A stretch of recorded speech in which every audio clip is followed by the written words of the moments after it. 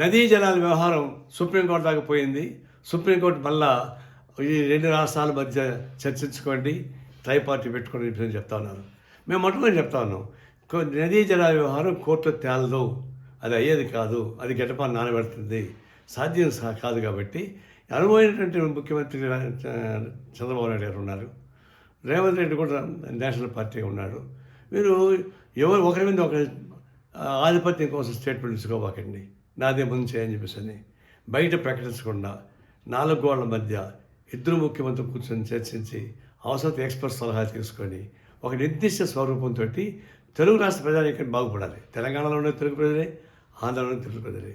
ఈ ఇద్దరు ప్రజల యొక్క 2 రాష్ట్రాల ప్రజల యొక్క సంక్షేమం కోసం మీరు ఓపికగా బహిరంగ స్టేట్మెంట్ కాకుండా, లీకేజ్ కాకుండా నిర్దిష్టంగా పరిష్కారం చేసుకొని బయట మనం కోరుతున్నాం. అప్పుడే సాధ్యం అవుద్ది. లేకుండా పోతే ఇది సాధ్యం కాదు, కోర్టు నాంతా ఉంటుంది.